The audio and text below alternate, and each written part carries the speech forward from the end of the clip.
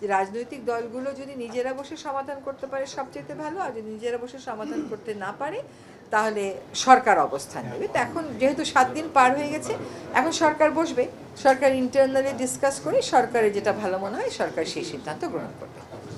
সেটা আসলে মানে গণভোট নিয়ে যেটা একটা দোটানা চলছে, এটা কি আসলে একটা পরিষ্কার মেসেজটা আছে? না, সরকারের একটা সিদ্ধান্ত যখন আসবে সরকার তো সরকারের মতামতটা জানাবেই সেখানটাতে। তো একটা সমাধানের লক্ষ্যেই তো জানাবে, সমস্যা আরেকটা সংকট তৈরি করার তো জন্য জানাবে না।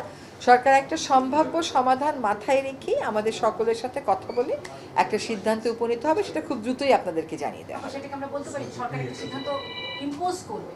না, ইম্পোজ করার তো কোনো সুযোগই নেই। ইম্পোজ কোথা থেকে করা হলো বলেন? কতদিন যাবতেই ঐক্যমত কমিশনের প্রক্রিয়া চললো, সকলের মত দিল, হ্যাঁ বলল, না বলল। এখন কোনো কোনো ক্ষেত্রে তো একটা সরকারকে সিদ্ধান্ত নিতে হয়। সরকার হয়তো চায় 100% সিদ্ধান্তই রাজনৈতিক কনসেনসাসের ভিতর দিয়ে আসুক, 90% এসছে, 10% আসেনি। সেখানে সরকারের একটা দায়িত্ব আছে, একটা কর্তৃত্ব আছে। সরকার এই দুই জায়গা থেকে একটা সিদ্ধান্ত নেবে, এবং সেই সিদ্ধান্ত নেওয়ার আগে সরকার একটা সময় দিয়েছে তো, যে আপনারা 7 দিনের মধ্যে বসেন।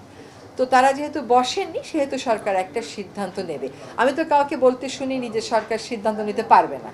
যদি শুনতাম যে সরকার সিদ্ধান্ত নিতে পারবে না, তারপরেও সরকার সিদ্ধান্ত নিচ্ছে, তাহলে তখন আপনি এই কথাটা বলতে পারতেন যে আমরা আরোপ করছি। তা তো না, সরকারের তো একটা দায়িত্ব আছে, তাকে তো এই ব্যাপারে একটা সিদ্ধান্ত নিয়ে একটা অচলাবস্থাকে কাটিয়ে আনতে হবে। তো সরকার সেই কাজটা করবে। কতদিন অপেক্ষা করবে? কারা না, আর খুব বেশি দিন না, কারণ কি আমাদের তো ফেব্রুয়ারিতে নির্বাচন হবে, এটা ঘোষিত, সেই মোতাবেক সব প্রস্তুতি চলছে। কিছু কিছু সিদ্ধান্তের জন্য আসলে নির্বাচন কমিশনকেও হয়তো আটকে থাকতে হচ্ছে, সেই জন্য আমরাও আর খুব বেশি সময় নেব না, আমরাও নিজেদের মধ্যে কথাবার্তা বলে সরকারের পক্ষ থেকে সিদ্ধান্ত জানিয়ে দেওয়া হবে। সরকার না, এই যে আপনি কি শুনেছেন, আমি কি মনে করি, এই জাতীয় উত্তর দেয়া থেকে বিরত থাকলেই ভালো।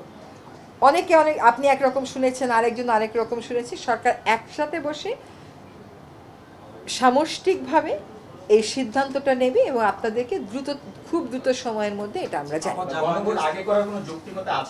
না, এইটাও ব্যক্তিগত মতামত দেওয়ার তো আমার কোনো সুযোগই নেই। As part of the government আমাকে অপেক্ষা করতে হবে।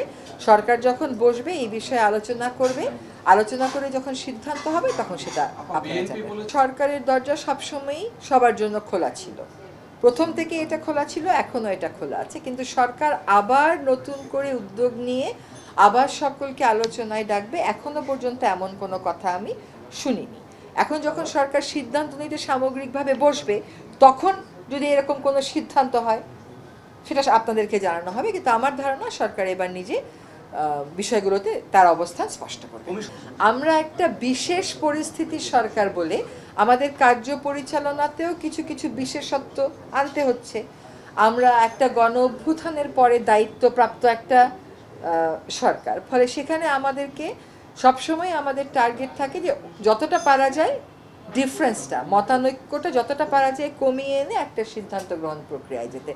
সরকারের যে কর্তৃত্ব আছে, সরকার সেটা নিয়ে কথা বলবে। কেউ যদি কি হয়, আমি আপাতত যদির কথা নিয়ে কথা বলবো না। যদির কথা আপাতত নদীতে থাকুক। আপাতত যেহেতু আমরা একটা ডিসাইসিভ রাস্তায় যাচ্ছি, একটা সিদ্ধান্ত গ্রহণ প্রক্রিয়ার ভিতর দিয়ে যাচ্ছি, সেখানে আর যদি কিন্তু কথা আমরা আনবো না। সরকার সিদ্ধান্ত যেটা নেবে সেটা যদি রাজনৈতিক দলগুলো না মানে, ওই তো বললাম যে আপনি আর যদি দিয়ে এখন প্রশ্ন করেন না, সরকার সিদ্ধান্তটা নিক। কেউ তো বলেনি সরকারের সিদ্ধান্ত আমরা মানবো না, তাহলে আপনি কেন যদির কথা আনতেছেন? সিদ্ধান্ত তো মানতে হবে।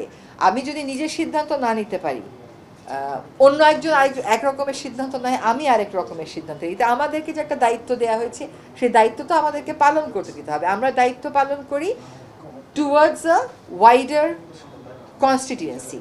আমরা তো শুধু আপনার প্রতি আমাদের দায়িত্ব পালন করি না, বা ওনার প্রতি আমাদের দায়িত্ব পালন করি না, জনগণের প্রত্যাশাও তো আমাদের কাছে কিছু আছে। সেগুলো বিবেচনায় নিয়ে, রাজনৈতিক দলগুলোর ভাবনা বিবেচনায় নিয়ে সরকার যেটা ভালো মনে করে সরকার সেই সিদ্ধান্ত নেবে এবং আপনাদেরকে সরকার সেটা জানিয়ে দেবে। একটা পতিত সরকারের পরে দায়িত্ব গ্রহণ করেছি।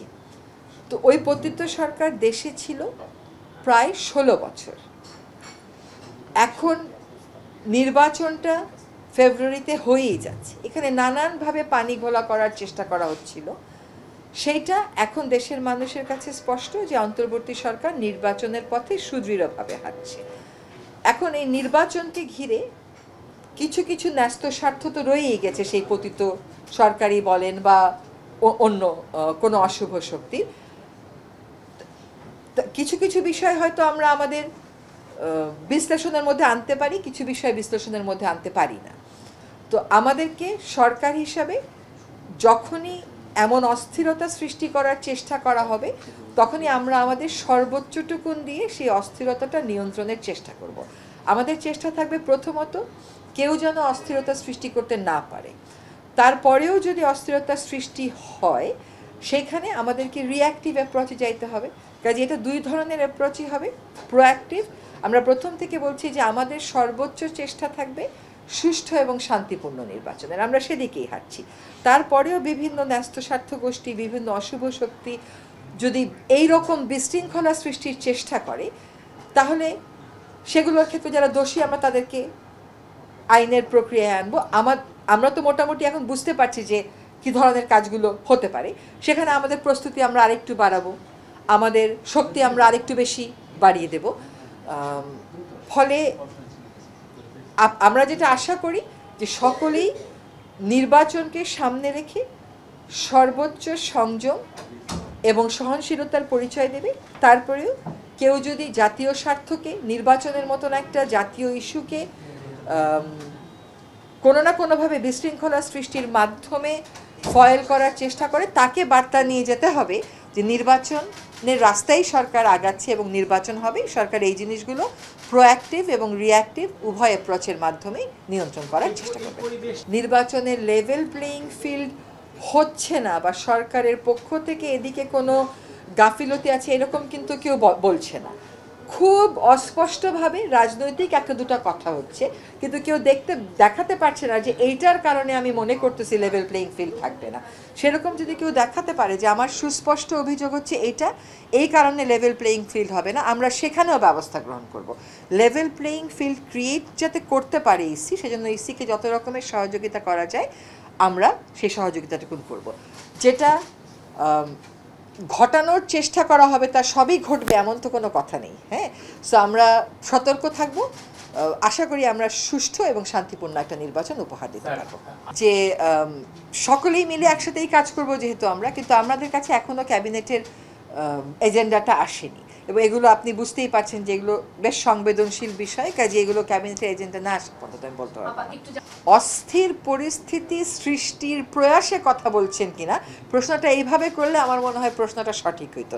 যাই হোক, প্রশ্ন করার অধিকার আপনার, উত্তর দেওয়ার দায়িত্ব আমার। আমার মনে হয় যে আমি যদি 16 বছর দেশটাকে শাসন করে থাকি, নির্বাচিত অনির্বাচিত উভয় প্রকারে, একটা যে স্টেক এখানে নানান জায়গায় তৈরি করা হয়েছে, সেই স্টেকের সাহায্য নিয়ে কিছু অস্থিরতা হয়তো সৃষ্টির চেষ্টা করবে। কিন্তু আমি দেশবাসীকে বলবো যে এটা নিয়ে আপনারা আতঙ্কিত হবেন না। আমরা সজাগ আছি, সতর্ক আছি এবং সচেষ্ট আছি। আমরা চেষ্টা করব আমাদের সাধ্য মতনটুকুন করে একটা সুষ্ঠু এবং শান্তিপূর্ণ নির্বাচন উপহার দিতে।